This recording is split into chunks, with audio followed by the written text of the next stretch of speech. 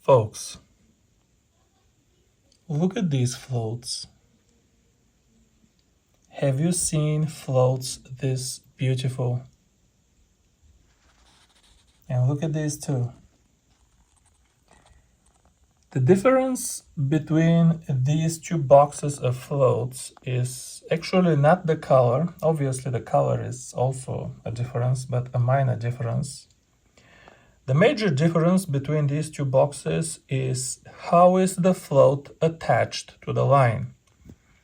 These here are my F series, and F stands for fixed float, which means you put the float 3 feet above the jig and it always stays 3 feet above the jig.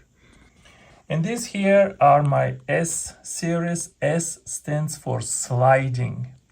In United States, they call sliding slip floats, and that means that the float is not fixed somewhere on the line, but it is sliding up and down, and you can put some kind of stopper so the float does not go more than 5 feet above the jig or 6 feet above the jig or something like that.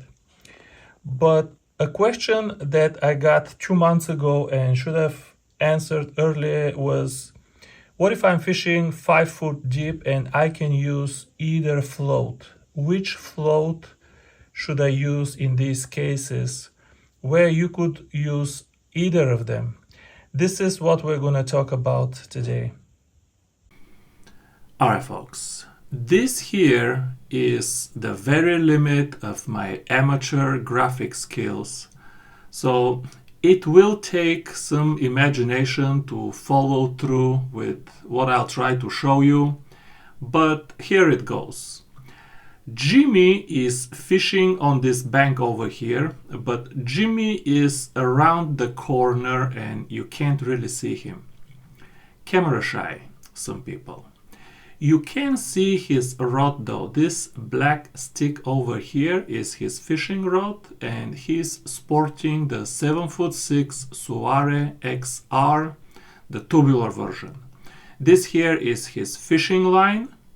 This is his float, jig, line, and there is even one fish in the lake here. Nothing in this imagery is up to scale, of course. The float and the jig are really oversized because this is what I'm going to focus your attention on. So Jimmy cast the F125 float in the water, and once again, if the model has F in the name, it is a fixed float. So Jimmy cast the F125 in the water, and 5 seconds went by and Jimmy didn't get a bite. Then, to trigger a bite, Jimmy twitched the float by pulling the rod exactly 1 foot back. Here is our distance measurement over here. He pulled the rod this way exactly 1 foot back. Now let's see what happened with the float and the jig when he twitched the rod 1 foot back. Because the fixed float is attached firmly to the line with these 2 black pieces of silicone tubing, actually, if you can see where my cursor is, but because the float is attached firmly to the line, it must move with the line. So if you pull the rod 1 foot this way and you pull the line 1 foot this way, the float also must move this way immediately with the line, and it must move exactly 1 foot. So the float will move like this, exactly 1 foot. And notice that with fixed floats, no other behavior is possible. If you pull the rod back 1 foot, the float has to come your way exactly 1 foot. Now let's see what happened with the jig. Well, the jig will move forward 1 foot also, but while the float moved exactly in a straight line, because the float is kind of limited to traveling on the surface of the water. it cannot go down because of the buoyancy, and it cannot go up in the air either, so it has to travel on the surface. But the jig will not move exactly forward in a straight line, but will move a little bit in an arch. It will follow the path of an arch, but pretty much forward, and to the extent that it travels in an arch, it's actually a very attractive path because it will give the tail a little bit of an action. And all in all, the fish really love this kind of movement of the jig forward with just a little bit of an arch. Okay, now let's see what happens in the same scenario, but if we have a sliding float. Note that this float doesn't have the two pieces of silicone tubing here, but instead has a second eye. So it has one eye here and one eye here, and the line goes through both eyes. So what happens when Jimmy wants to twitch the float and pulls the rod 1 foot this way? Exactly the same scenario again. So he pulls the rod 1 foot this way, and the line also moves 1 foot this way. The line also moves 1 foot this way. Now let's see again what happens with the float and what happens with the jig. Let's see what happens with the float first. When you move the rod 1 foot and the line 1 foot, what happens with the float is it didn't move at all. Victor, that's impossible, bro. It is possible, and this is the problem with sliding floats. You pull the rod, you pull the line, and the float still doesn't want to come your way. Well, Victor, something has to come your way, bro. If the line came your way, something has to come your way. Something does come your way. When you pull the line 1 foot with a sliding float, what happens, and you can confirm this today with live scope, these things are no longer speculations. What happens is that instead of the float moving 1 foot forward, like in the case with a fixed float, this is what happens with a fixed float. The float moves 1 foot forward. But with sliding float, no. It ain't gonna move. It will stay right here.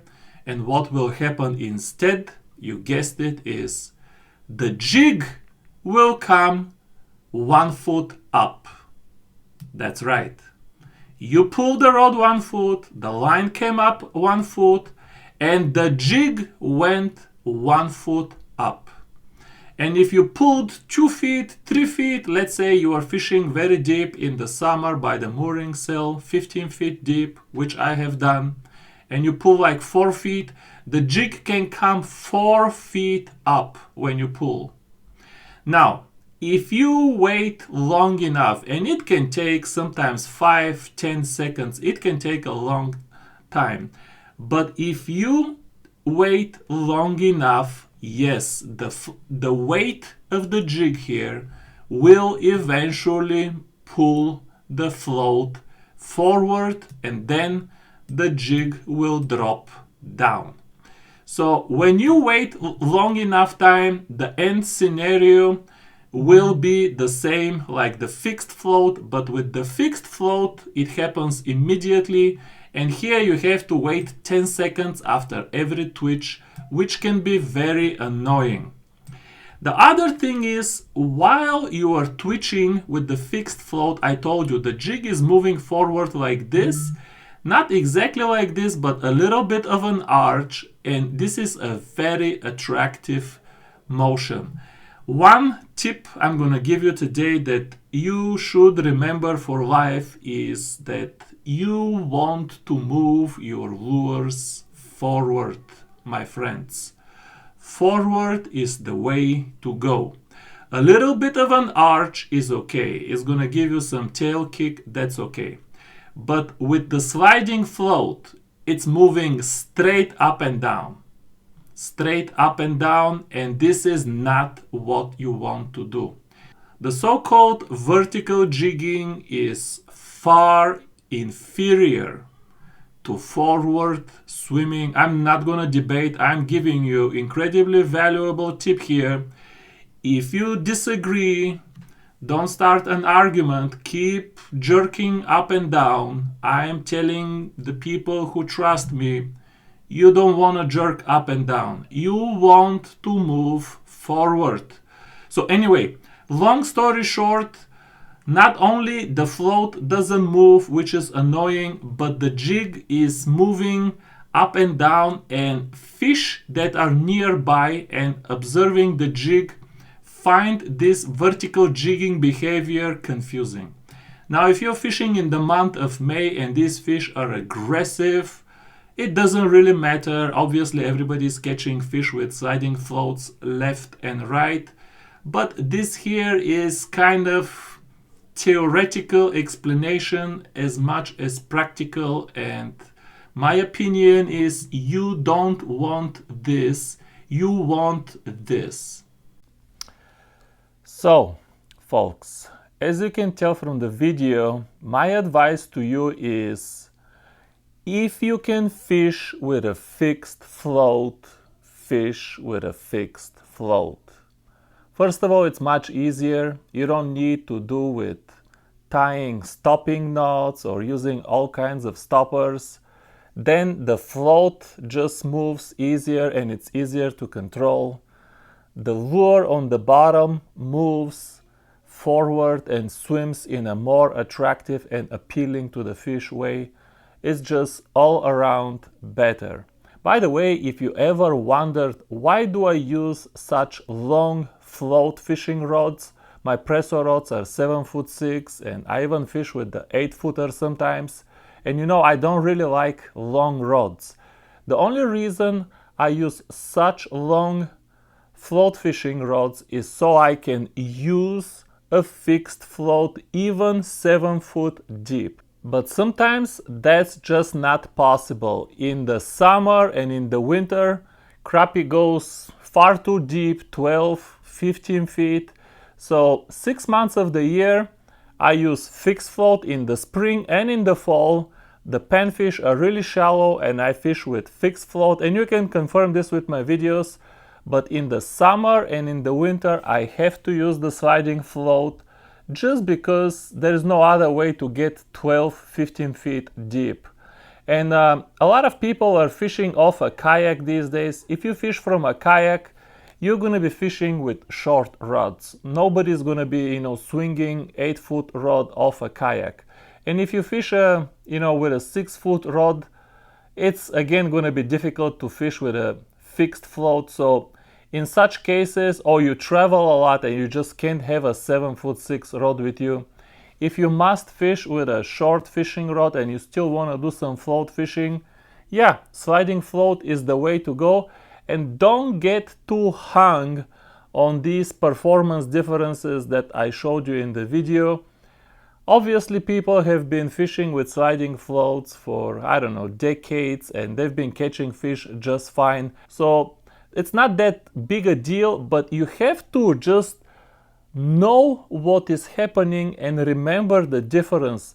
The jig is going up and then takes a long time to get back down. So after the twitch, it's not a fixed float. Just be patient and let the jig sink back down.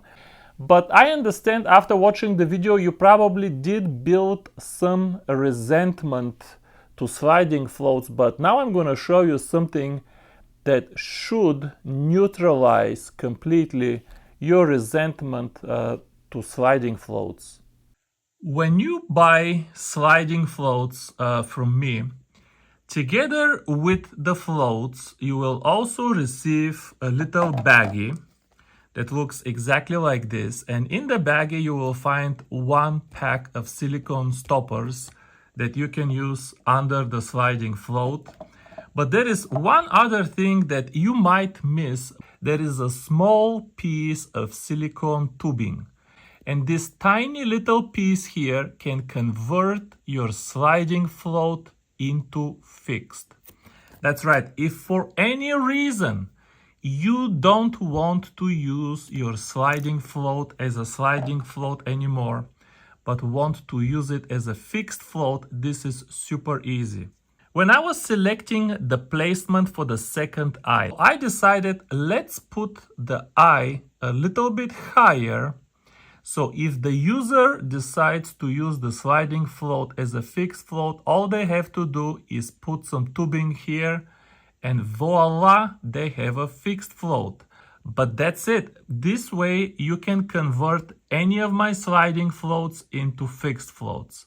So I hope this neutralizes some of your newfound resentment to sliding floats and you can get you some of these without feeling uneasy.